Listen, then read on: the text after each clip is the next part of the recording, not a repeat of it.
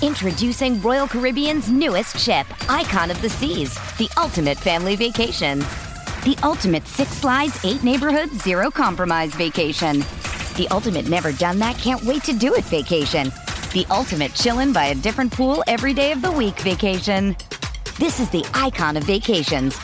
Icon of the Seas, arriving in 2024. Book today.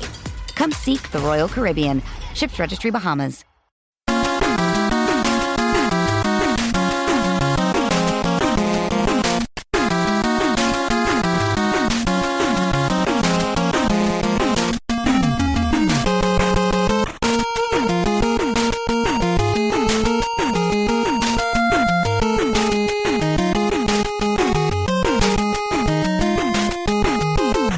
Hello again, hockey fans. Are you ready to brave the wild? With me, your host, Paladino Joey. Brave the Wild is available on the sportstuff.com, iTunes, Stitcher, and Double Twist, which is, of course, an Android application. And Stitcher is kind of on both Android and Apple, and iTunes is Apple. Yeah, you get the idea. Almost ought to get this on SoundCloud, too, for those of you that use that. I'm not a giant fan of it, but whatever. That's plenty of ways to get a hold of this show. Thank you very much for having me on board with you today to talk about the Minnesota Wild and a bit about the NHL. It's going to be all Wild-centric first segment, NHL playoff-centric second segment, and maybe try to briefly catch up with some of the fan interaction, as brief as it may be. Well, the Wild got eliminated in the first round of the Dallas Stars. I had covered the first couple of games. Or actually, no, I never even did cover the games on the show. I just predicted the series would go in 5. The Wild ended up losing in 6. Started to get better. I had the Wild losing the first 2 games, which was correct, winning the third game, and then go from there type of thing. That's basically where I stood at that point, hoping for the best. Things kind of were up and down like they've been all season. And I'll say I apologize for the hiatus as well. Got busy with the lawn cleanups. It happens every year, same time and everything. But sometimes I'm able to sneak in with rainy weather like there is today and such. The cleanups are done, which is good news. And now it's the off season and got some really nice positive stuff to talk about because the Wild have a new head coach. We'll get to that in a second. We all know who it is, but we'll get to my conversation on that, thoughts and all that. And you're always welcome to give your thoughts. Brave the Wild Facebook page, the Twitter account. That'll all be in the show contents in the iTunes, Stitcher, all that. You'll see all that, and I'll talk about it later, too, in segment number 2. So let's briefly talk about the series. Because, you see some ups and downs of this team along the way. The Wild lose 4-0 game 1, 2-1 in game 2. A game the Wild probably had several chances to win game 2. Just bounce of the puck, that type of deal. The old puck luck thing kind of bit the Wild in this series, but at the same time, the first 2 games, how many goals did the Wild score total? 1 goal in 2 games. The offense just not getting the job done. And, of course, the goaltending of Dallas, just so wonderful, so amazing. And then all of a sudden the Wild score 5 goals at home in Game 3. They win 5-3. Then it's bounce to the puck type of deal again in Game 4. The Wild cannot finish the job, just cannot tie this thing up and send it into overtime, maybe get a victory, a 3-2 loss. Wild trail 3-1. And an emotional, awesome victory in Dallas as they led the whole game, but then Dallas came back. The Wild kept hanging on, though. Ended up finishing the job. Very clutch play. Suter putting the puck on net. Koivu with just a nifty, beautiful play.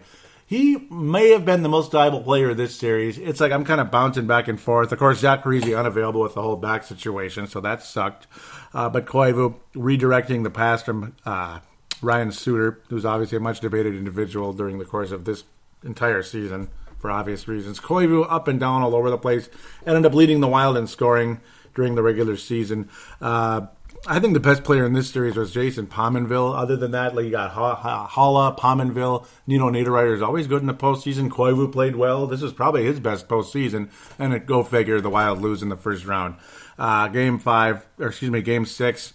Dallas gets a penalty early, and then everything just kind of snowballs from there. The Stars start to take a huge lead, kind of similar to what happened to the Stars in Game 7 in their house against St. Louis, of all teams. We'll talk about that in the second segment, though. I'm getting ahead of myself. But Dallas opening a 3-0, then a 4-0 lead. Just took all the energy out of the building. Nobody really felt happy or comfortable at that stage, 4-0. And then the Wild put on some type of amazing surge, started by Spurgeon, who I think is, about as valuable a player on this team as there is. Dallas getting some penalties. The Wild capitalized on a couple of power plays. Spurgeon scoring twice in the third period. Jonas Brodin with a rare playoff goal. The Wild almost have it tied up, and then you give up a softie to Alex Goligoski. It's just, Devin Dubnyk with the softies he gave up during the course of that first period early on. Just disgusting early on. And then you give up another softie, this one to Alex Goligoski, the former Gopher who's in his 30s now and one of the best players on the Dallas Stars, one of the better defensemen out there. Pominville scores again. Just a beautiful offensive attack by the Wild in that third period. But it's like, where was this all series? Where was this particular? I mean, it was there in Game 5, give him credit. Where was this earlier in the game, and why couldn't the goaltending be more consistent from Devin Dubnyk? Just absolutely frustrating. Darcy Kemper didn't see 1 second of net time in this series, which is quite interesting. Could mean he's on the way out via trade in the offseason. We'll get to that later at the end of the first segment here. But Jason Pominville scoring 4 goals in the playoffs. Outstanding performance by him in the postseason. Koivu, Haula, Spurgeon, all were fantastic in this playoff series. Thomas Vanek, doesn't exist anymore. I don't think the Wild will be keeping him ultimately. Don't be surprised if he's gone. Charlie Coyle was pretty good in this series, but nothing overly special, to be quite honest. He came out of it a bit, but man, he wasn't the guy he was back in January, February, March-ish, when he was really stepping up. Well, mostly January and February, to be honest, when he was really surging under both coaches in that case. Coyle, still, I think long-term could be the best player on this team. Possibly. He was the MVP for a while there, but now it's been taken over by somebody else. I think is going to get the Mike Modano Award for the season. But ultimately, the Dallas Stars showing immense amount of talent in this series. The Wild unable to match it, even though it looked like the Wild could match it. That's where the frustration really does come in with this team because of the inconsistency. Clearly, they can play in this league. They can compete with teams, but then they just lay eggs. They just lay eggs. They stop playing. What is it? Who knows?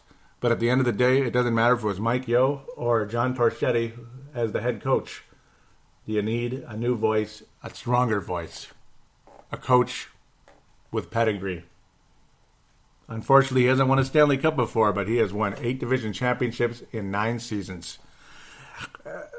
The unthinkable took place, ultimately, because the Anaheim Ducks could not get out of the first round again. They just could not beat those Nashville Predators. They went down 2-0, and this is obviously a prequel. I'm going to get into that series now briefly. But ultimately, the the Ducks, who I picked to win the Stanley Cup this year, that shows you what I think about Bruce Boudreau, the coach of the Anaheim Ducks during this season in the last 4 or 5 years here. Last 4 years, pardon me. Ultimately strong every single year in Anaheim to start off the way they did, to come back and win the division. Just outstanding, but still could not get out of the first round. I don't know what happened to them. Unfortunately, Nashville just too strong, and they have another coach who wouldn't be a bad pick for the Wild, Peter Laviolette, ultimately there. Took a 2-0 lead in the series. Ducks come roaring back, and then Nashville just kind of slowly, they traded off a couple of games there. The Ducks actually took a 3-2 lead. Nashville then forced Game 7, going to overtime and scoring in that Game 6 in their house. Go to Game 7 and beat the Ducks in a heartbreaker in Game 7, and Bruce Boudreau was fired. Now, ultimately, the whole conversation was, the Minnesota Timberwolves, they had a Tom Thibodeau, now that I'm saying it right, on Timberwolves Explosion. Do check that out, by the way. I'll record one of those soon, hopefully. But yeah, Tom Thibodeau. There was a Tom Thibodeau out there for the Minnesota Timberwolves. A big-time hire with pedigree that can take the young players in the right direction long-term and hopefully lead that just rising franchise to a championship.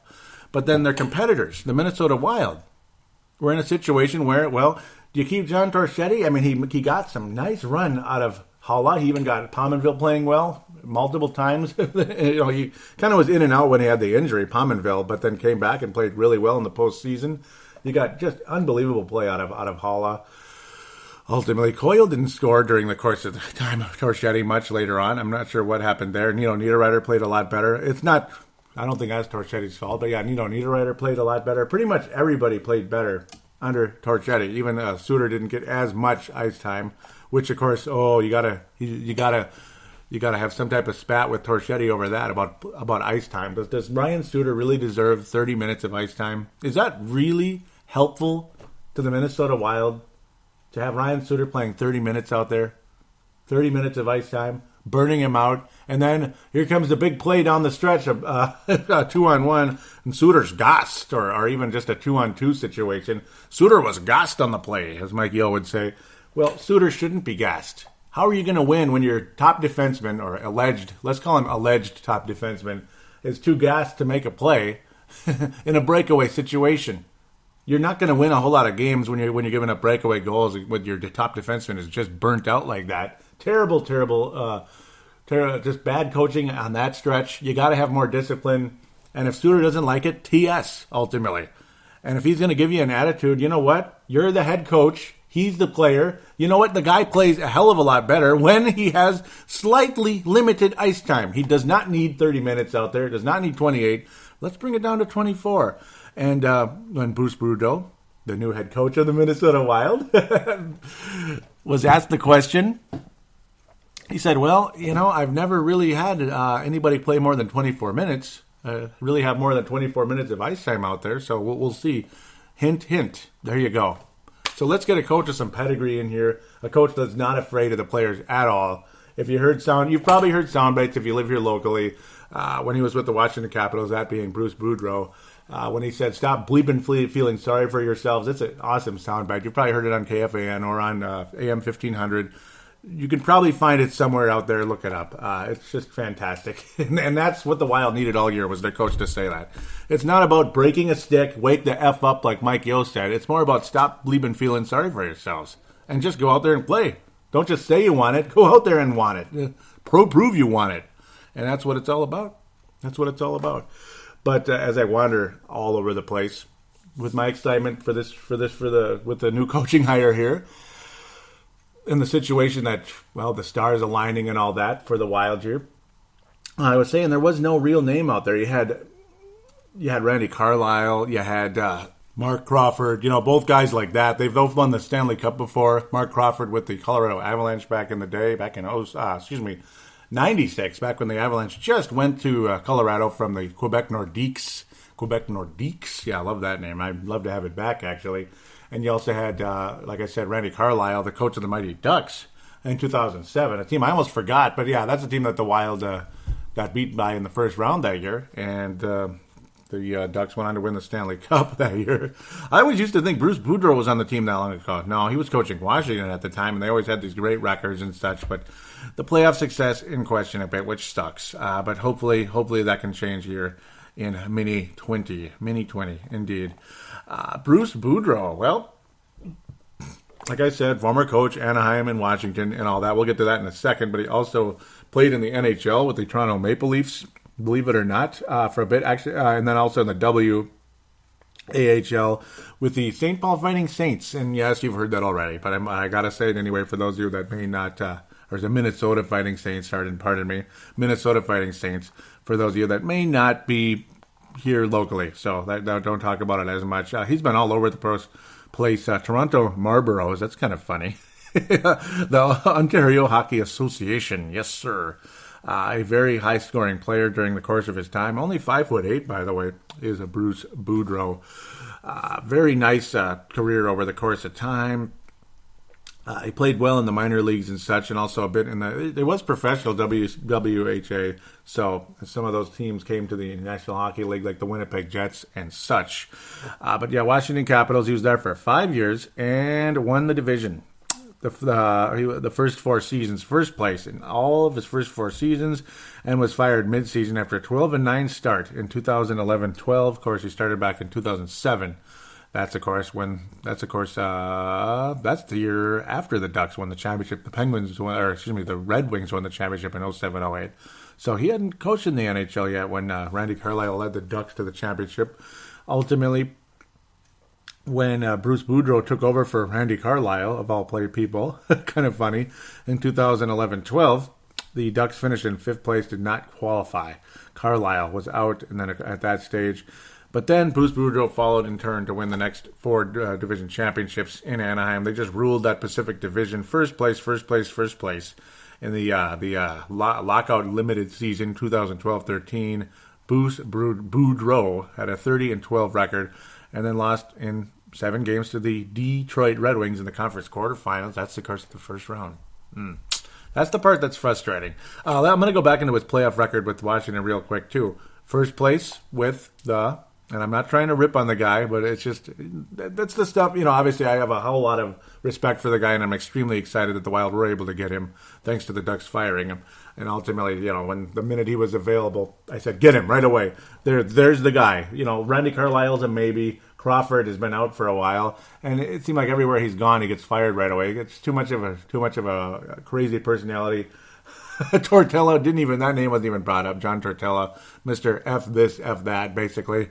Among others, like the Mike Keenan's out there. It's just, you really want to bring those guys back in the NHL at this stage? I don't know. Carlisle, maybe.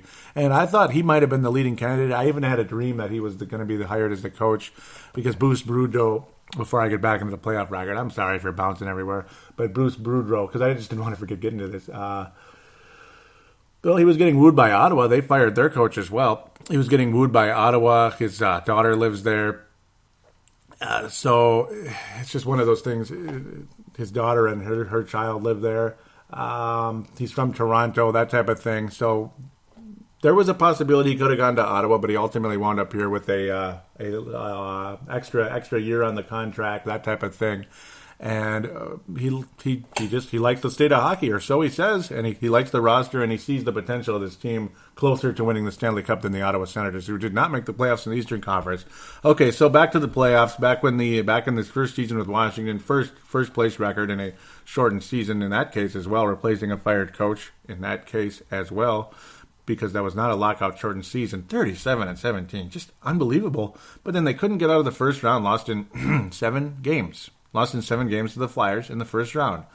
Next year, they beat the Rangers in 7 games. So he won a Game 7.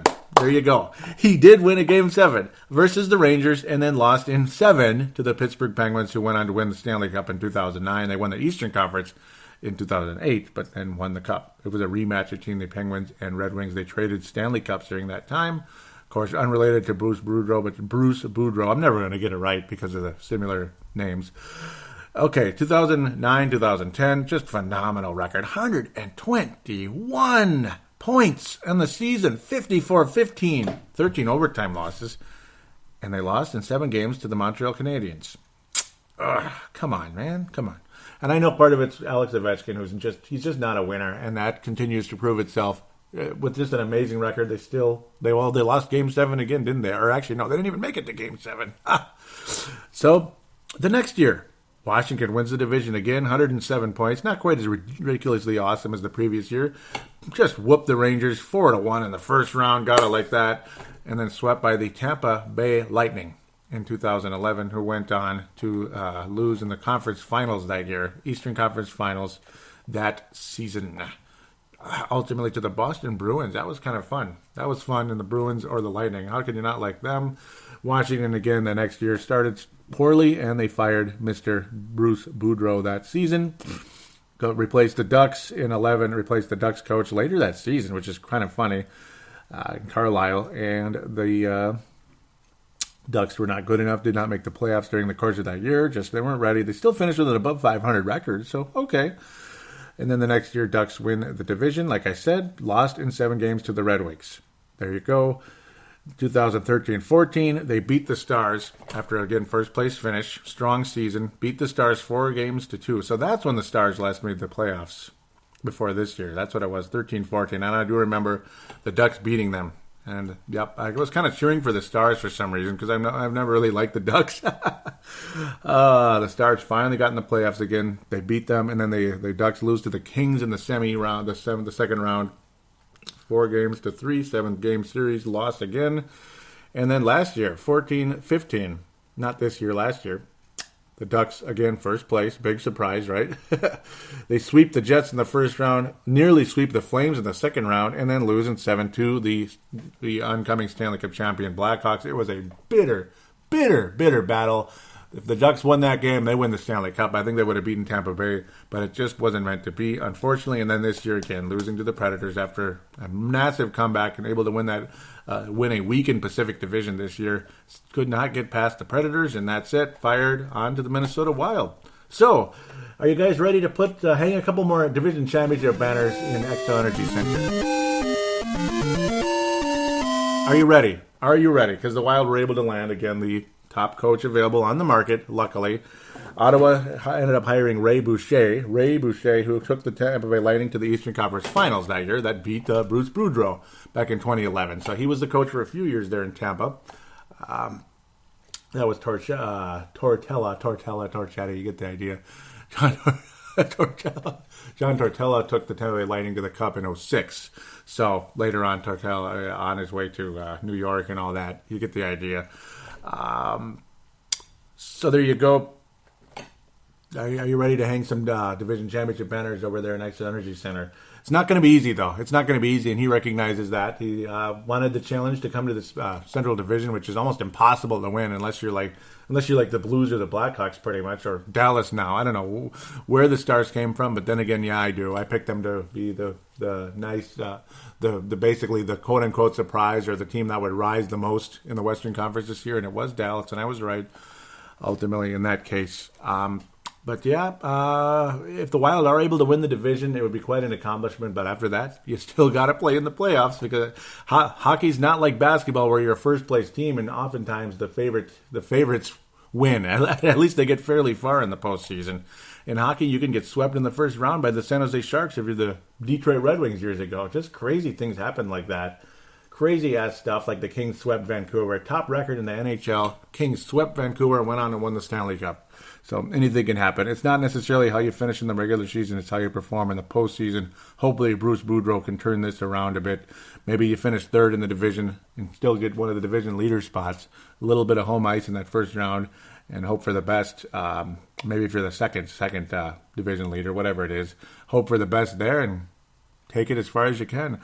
I'm very, very pleased with the hire. It's going to give the Wild some home ice advantage, hopefully, in the first round, like I've just been talking about. It's going to give them some respectability, some accountability. That's one of the biggest things he brings, and it's also going to give us some serious offensive potential out of a lot of guys that have not been showing their offensive potential throughout their careers in their young careers in the NHL. Guys that could really start to live up to the hype a bit more, or they're out of here, like a Kyle Granlund, like a Jason Zucker. Of course, Koivu, maybe you can get more out of him, or maybe you bring him down to the second, third line, where he probably should be at this stage. Thank you for the 54 points, but that's a second line or third line center, to be quite honest. He'd be a super third line center and a decent second line center in that category. Certainly not a first liner. Got to hope for the best with all that. The Wild also bringing in some prospects, too, with some free agent signings. We'll get back to that when we get to the Facebook page later on. I got to get to that later. So much catching up to do, so I apologize. I'm bouncing everywhere here. But a very, very exciting hire for the Minnesota Wild. Ultimately, you just hope that this playoff success will turn around. Now, of course, 2015 again. I mean, they went to the conference finals and they lost in Game 7. So to the best team in hockey the last 6 years or so, and the Chicago Blackhawks. So that's the thing. I mean, you can't get too mad about that one. You wish that they were able to take the Blackhawks in that situation. They had home ice advantage, but it happens. It really does. The Wild hopefully have found a way to solve the Chicago Blackhawks at some point here. They did sweep them in the regular season. We'll never know what would have taken place in the postseason, ultimately. But really, it's more of when it comes to the Wild with Bruce Boudreau, let's just see what happens during the summer, who the Wild are able to sign. No major names are out there yet, but you hope to make intelligent moves like the St. Louis Blues did in the offseason, trading away TJ Oshie and bringing in Browner. I mean, look how well he's done for the St. Louis Blues, and look where they are today. They're in a position right now that they haven't been in very often, despite their regular season success. They have not been in the Western Conference Finals very often. First time there since 2001, and we'll get back to that after this.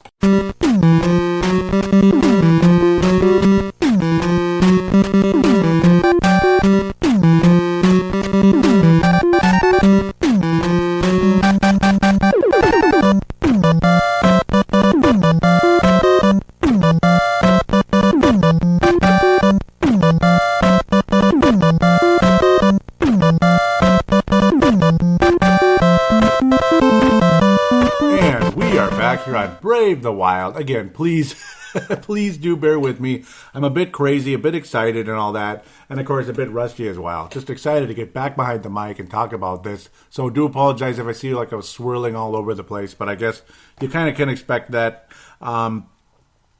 Just excited to get things started with Bruce Boudreau. I mean, how can you not be excited to get things started and just see really how this team does perform?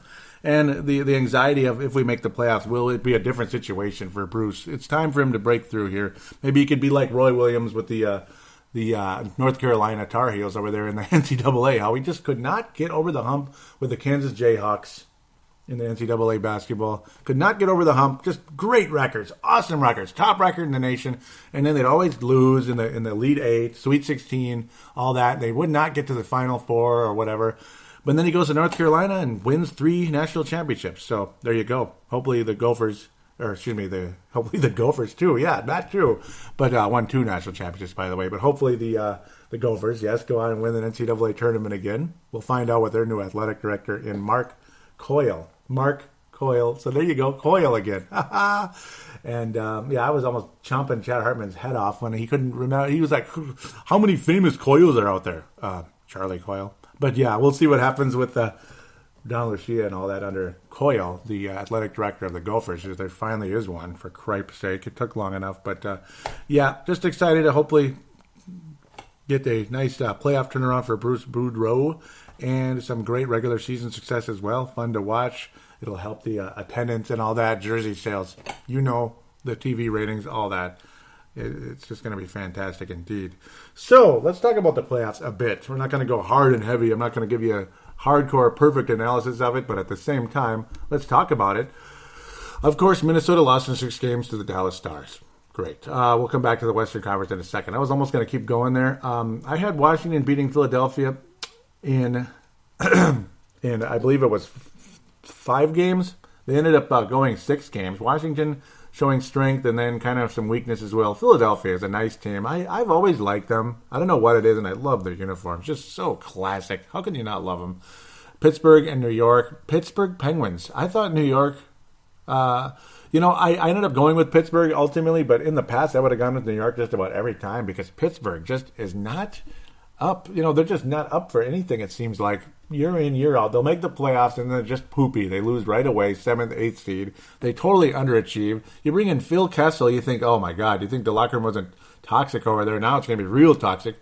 And they're way better. I mean, they're way better. And you got a lot of people saying they're going to win the Stanley Cup this year. And their chances of winning it, I think, are pretty good, actually. Florida and New York Islanders. Oh, man, I like Florida, damn it. And I like the Islanders. It's like, why can't this be the Eastern Conference Finals? No, it's the first frickin' round. Damn it. New York Islanders looked really strong in this series. They really played well. Florida kind of hung in there for a little bit. Feel for Jaromir Jagr, but luckily he will be back. A 1-year contract once again. I'm so glad to see him coming back. He is so good out there. Yes, he's old and he's slower, but man, he's still skilled as all get out. New York Islanders are a team on the rise in that Eastern Conference. How can you not like Tavares and the boys? I don't like the Minnesota connections, though. I mean, Kyle Oposo, who is a free agency candidate for the Minnesota Wild in the offseason, I still am bitter about the way he left the Gophers. That was bullcrap. And how can you stand Kel Clutterbuck? So it's guys like that. And, of course, the Nick Leddy trade. Nick Leddy's now on the Islanders. So there's some painful names on there that you don't want to root for. I don't want to root for Nick Leddy that much. I don't like the way he left the Gophers either, by the way. That was bullcrap. And, yeah. Bunch of sour grapes in that one. But I still like that team. I like their history. I like their logo, all that, the fan base. I never really disliked an Islanders fan, but maybe some of you out there do. Detroit, well, Pavel Datsyuk. Well, it's been good, man. God bless you. You've had a nice, strong career for the Detroit Red Wings. A team still hanging on out there, still making the playoffs since 1989, 26 years in a row. So awesome. 27 years in a row, if you can believe that. Just nuts. Amazing accomplishment for that team. But they're just not up to contending anymore at this stage. Datsyuk calling it quits, kind of getting emotional, crying there, losing the 5th game to the Tampa Bay Lightning, who are really a team on the rise. They're kind of like a little bit of a Detroit out there. Even without Steven Stamkos, they're playing their ass off. And what kind of makes me depressed a little bit, who do you think's been pretty much Tampa's best player over there? Yeah, old JD. Yeah, Jonathan Drouin. Remember that guy? The guy that was holding out, and the Wild were hoping to get him, and a lot of local people were thinking, well, he's a malcontent, and damn it, how much do you want to give up for this guy? Well, he looks awfully good now, and Tampa Bay Lightning, they just roared right through that Detroit team. They pretty much roared through New York, even though it took a couple games there. It took a few, but they roared through that team as well. They were clearly the better team between the two. They're on their way to the East Finals. Another situation, Pittsburgh. Really, man, they really outplayed that Washington team for the most part in the second round there. And the Washington Capitals once again, they're out. Yeah, they're out. Washington Capitals are done. They're out in a boat. They're going fishing now. They're going to catch some crappies over there and a couple of walleyes. Maybe some of them live in Canada. Some of them live in the East Coast. All that stuff. Who cares? They're out. That's all that matters. Okay, I know. I love imitating Mike, Pittsburgh Penguins, his former team where he was an assistant coach and a Stanley Cup champion as an assistant coach in 2009, are on their way to the Eastern Conference Finals to play the Tampa Bay Lightning, and that is going to be freaking awesome. That's a great series. I like the Lightning more than the Penguins, but my God, the Penguins team is, they're legit. They are legit. They are playing like champions. They look like the 2009 Penguins, baby, but older, more mature. And just stacked as all get up. They're like the old Penguins, man. I mean, it's not Lemieux, Yager, Mark Recchi. I mean, just the names. Kevin Stevens, Paul Coffey, Larry frickin' Murphy, who was on the North Stars, and we traded him away for, I don't even want to remember. Jim Johnson. You traded Larry Murphy for Jim Johnson. Jim Johnson for Larry Murphy. I mean, I don't care if Jim Johnson was the owner's like Siamese twin. Larry Murphy, man, you traded him away, and then who came and beat the North Stars in the finals? I'm not bitter about that, but or anything. I just got reminded by it for some reason when I was going back with how stacked that team was and all the talented youth they had on that roster, youth and veterans. Yeah. Oh my God, they were so good. Now you got Matt Cullen over there. He's kind of like what Ron Francis was for that club. You could say Ron Francis too. My God, what a stacked team. Yeah, he's like the Ron Francis for the Pittsburgh Penguins right now. The Lemieux is Crosby, of course, or is it Malkin? I mean, Lord have mercy. I mean, one of them is we'll give Crosby the Lemieux. Malkin will get the Yager because he's more of a winger type, obviously. Good Lord, what a good team. Paul Martin, not quite Paul Coffey, but he's pretty good. He's another Paul too, and he's really good over there.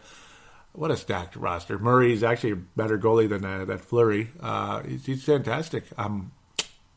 Penguins look really good, but I'm still cheering for Tampa Bay. I like Tampa Bay. I have a Tampa Bay hat. I used to even have a Penguins hat, but that was just because I happened on it, though. It was like a used one, so that type of deal. Western Conference. I don't know if they're the best this time. I don't know. I don't know. Kind of depends, I guess, if the Blues are able to come out of that series. But then again, all four of these teams really, really, really, really earned the right to be in the NHL Final Four, Stanley Cup Final Four. I mean, they really earned it, didn't they? They kicked ass. Let's go to the Pacific Division first. We must. San Jose Sharks just put the whooping on those LA Kings, didn't they? 5 games? You see, the LA Kings with home ice advantage. This is just a funny situation in the Western Conference this year. Just crazy. Okay, think about this. Think about the Sharks. The San Jose Sharks playoff history. Very comparable to the Washington Capitals, right? Very comparable, right? Where they just always choke it away. And the LA Kings playoff history the last 5 years or so. Are you kidding me? They beat the Kings in 5 games. That's how good this Sharks team is. I mean, they're that good. Nashville beat Anaheim, and of course, thank you, Nashville, for that because you gave us Bruce Boudreau. Thank you. I deeply appreciate what they did to the Anaheim Ducks. Boudreau, he wasn't all that down about it. He's like, I knew it was coming, and I was just, hoping to get a new job pretty quick, and it took him like a week. It took him about a week. Here he is in Minnesota, nice contract, $3 million a year, biggest coaching contract by a mile the Wild have ever offered. Sharks in Nashville, that one went 7. Nashville really putting up a battle, but then the Sharks took care of business in that 7th game, and that team is unbelievable, and Brent Burns is fantastic. The Sharks are playing wonderful hockey right now. A playoff failure for many years. Now they're looking like a championship caliber team. Let's go to the other side in the Central Division. We all know the Dallas Stars beat the Wild in 6 games. They look so good. Oh, so good. But there's always a chance that there's a pretty strong chance the Chicago Blackhawks would go ahead and beat the Dallas Stars in the second round, though. Right? They'll beat them in the second round. Stars are dead. But no, the Blackhawks could not survive the St. Louis Blues, who played one of their best series we've ever seen. I mean, the Blues overcame what looked like one of the great chokes. Once again, same old story. The Blues had all the advantage in this series, and then here we go again. Here you go again. You give up a key goal late in that 5th game. Or was it the 6th game, pardon me. It was the 5th game. A key goal late. You could put the Blackhawks away early, real early. 3-1 lead. And it goes to overtime, and the puck's bouncing around. Elliott's going one way, the puck's going another. Oh, you forgot about Patrick Kane, the NHL's leading scorer, just wrapped it around and buried that sucker and did his patented little slide and point celebration like he always does. You know, I like that celebration. I'm not a big fan of celebrations, but that one doesn't bug me for some reason. I don't know. I kind of like that one, and I know that a lot of Wild fans might not like that comment, but that's how it goes. Very dramatic. Very dramatic series. It looked like the Blues, like when you saw Patrick Kane score that goal, what do you think is going to happen to the St. Louis Blues? Well, the same thing that happens every year. They're going to lose in the first round, and Ken Hitchcock's going to get fired. He'll be a coaching candidate for the Wild, but maybe not the highest recommended guy ever. Another shelf life guy out there. Not the worst guy in the world, but not the best. That type of thing.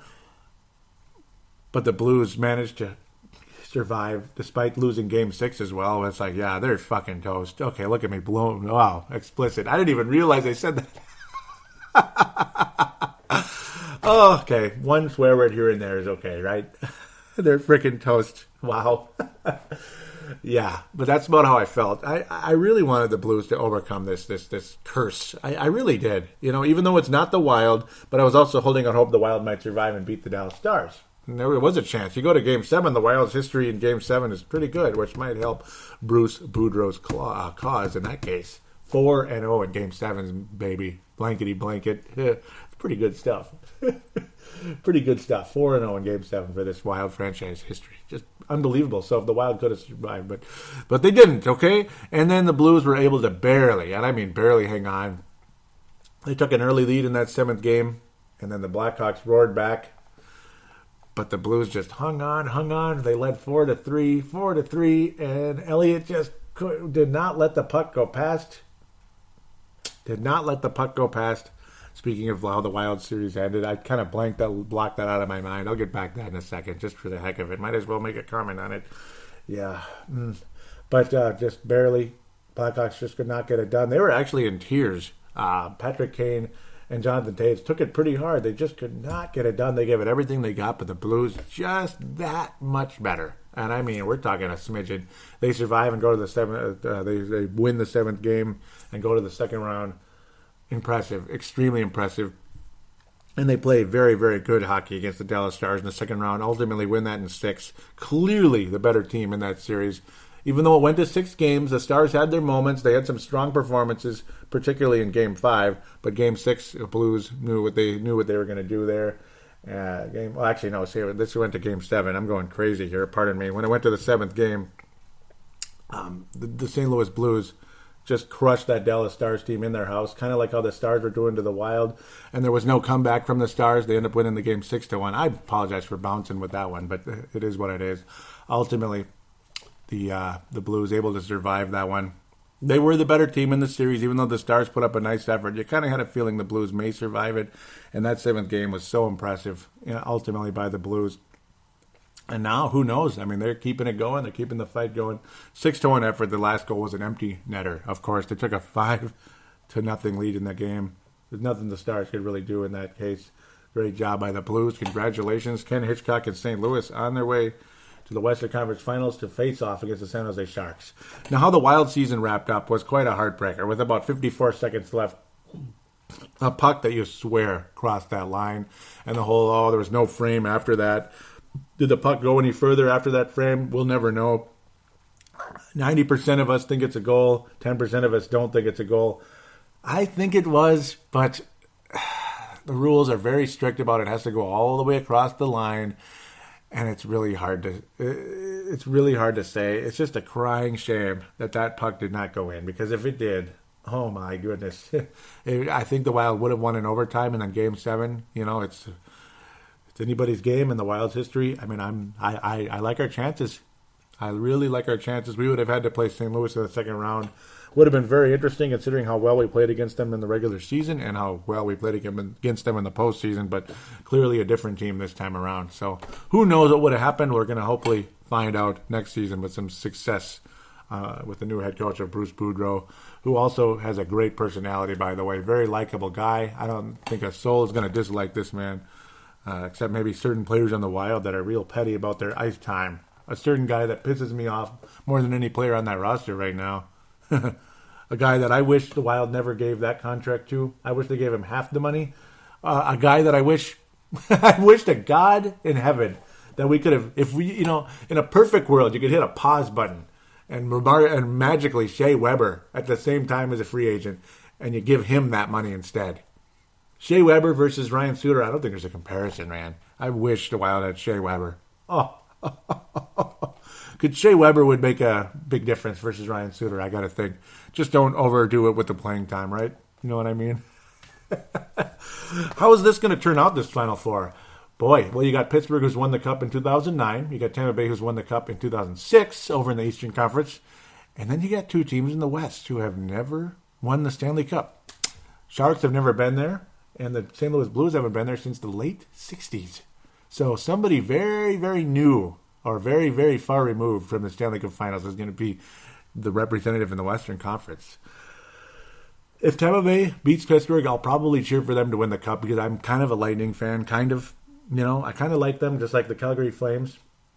And I kind of hope that, they fired their coach as well, Bob Hartley. And I kind of hope Mike Yo's able to get that job. It looked like he might have gotten the job with Ottawa for the longest time, and they just went with Boucher right away. So they liked him. They didn't get Boudreau, so they went Boucher. Now Yo possibly will get the Flames job. We'll see. But ultimately, we'll see where things go with that. Ultimately, so how is this series going to go? Shall we start with the Western Conference or the Eastern Conference? Well, we got to go with the Eastern Conference, I suppose. Tampa Bay and Pittsburgh, my goodness. That is going to be some serious stuff here. Serious firepower coming from both sides. It's like both of them kind of like, in a way, they overachieved in a sense. Yet at the same time, Tampa Bay's been to the Stanley Cup just last year. They're a talented team, and they're doing it without Stamkos, which is pretty impressive. I mean, they deserve a lot of credit. I mean, just a fantastic effort. Ultimately, I'm going to go with, I think right now, I think it's ultimately going to be Pittsburgh Penguins winning the series. It might go to 7. I think it's going to be a very dramatic, high-scoring type of effort. High-scoring, low-scoring here and there. But you're going to see a lot of 4-3 type of games. Very dramatic. Lots of nice efforts. So maybe 2 or 3 overtime games. I think it'll go to 7 with the Penguins winning. I'd like to see Tampa Bay, but I'd be happy for Pittsburgh as well. That type of deal. St. Louis and San Jose, it's just this is a really tough one too. St. Louis, both of these teams, they're overcoming so much adversity from the past, so much of their past history. They're burying a lot of it. And San Jose, which one of these two teams is more talented?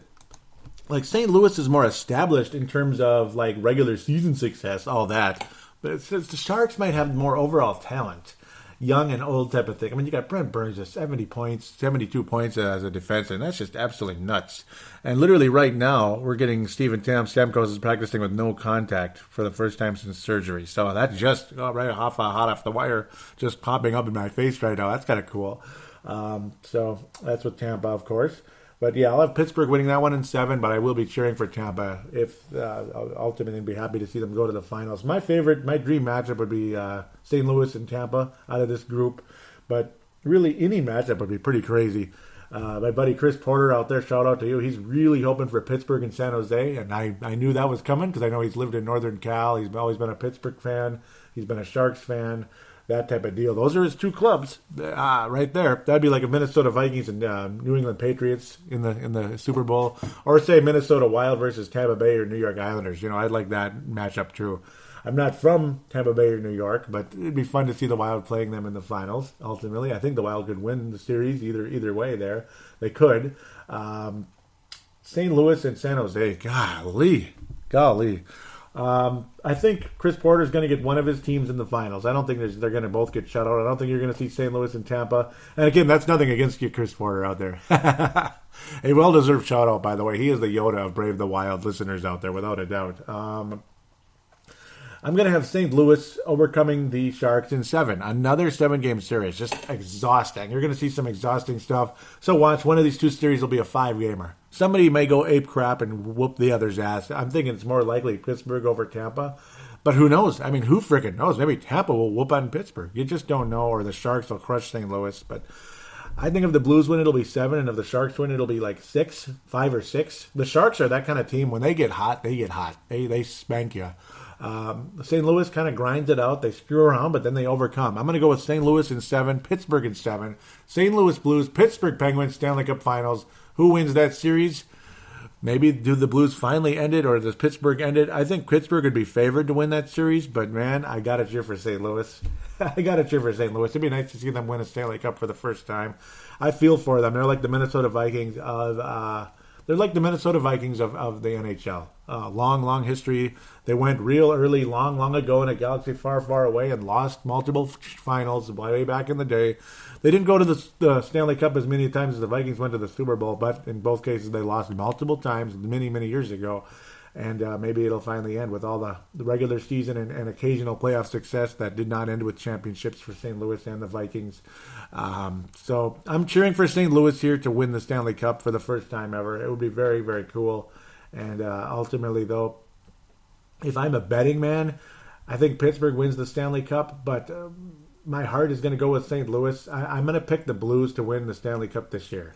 I'm going to pick the Blues to win the Stanley Cup, even though... Okay, well, ultimately, if I have to go with my mind, my analytical mind, the Penguins will win the Cup this year, so I guess I'm going to stick with that, I guess. I'm cheering for St. Louis, but the Penguins will win the Stanley Cup.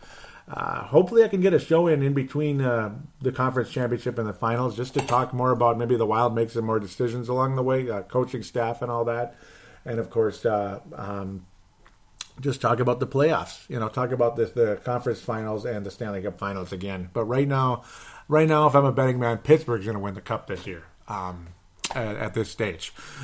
If I get another show in between now and then, maybe I'll have a different opinion. But as of right now, Pittsburgh Penguins win the Cup in whatever. I'm not even going to pick an amount. They'll just win it. 6 or 7, like a long series. So there you go. Let's get to the Facebook page. I almost wrapped up before I went there. And a couple other little important stories, but kind of almost forgotten about. Let's see, who commented here? Somebody did. Where is it? Oh, I hate this. I hate it. I hate it so much when it just dicks around like that. Okay, I'll talk about some other stuff quick because it's doing what it does, just bleeping around. The Minnesota Wild have signed Alex Tuch. They have signed a 3-year deal. He is leaving Boston College. 2014 first-round pick for the Minnesota Wild is available now in the professional level for the Iowa Wild and the Minnesota Wild. He will competing to make a roster spot with the NHL, but most likely we'll start off with Iowa and we go from there. Hope for the best. Maybe it'd be really cool to see Alex Tuch make the Minnesota Wild, but he probably won't right away.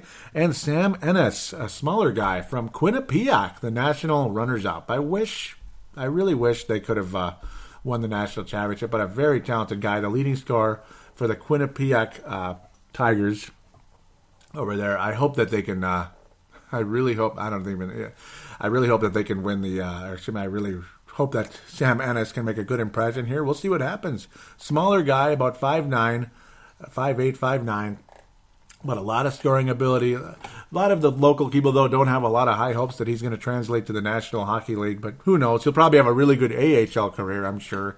He'll certainly help the Iowa Wild early on. I'm sure he's going to score early and often, I think, with Iowa, right away.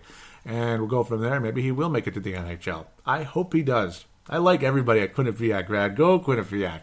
I'm going to be cheering for him next year if the Gophers aren't here. But Alex Tuch and Sam Ennis are now on the professional level, a professional basis with the Wild, with Iowa and Minnesota potentially, if things work out. And there we go. It was one comment. Chance Caustic, yep, my brother's brother-in-law, so he's basically a brother-in-law too. He says the time is now to remind the Stars where they came from. Yep, oh man, I wish Wild ended up winning that one. Kind of a heartbreaker.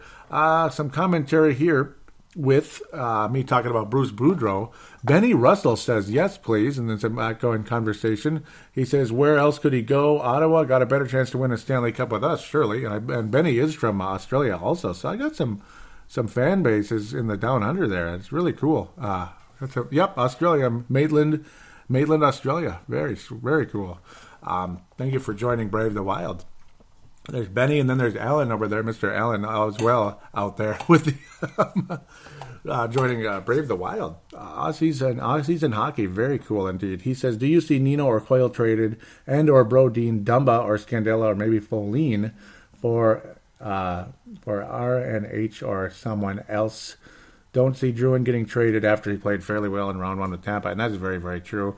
I think Dumba or Scandella right now are the favorites to get traded. A lot of people think it's Scandella, actually, most likely to get traded, but who knows how much his value dropped. But a lot of people out there do have strong opinions of him as well.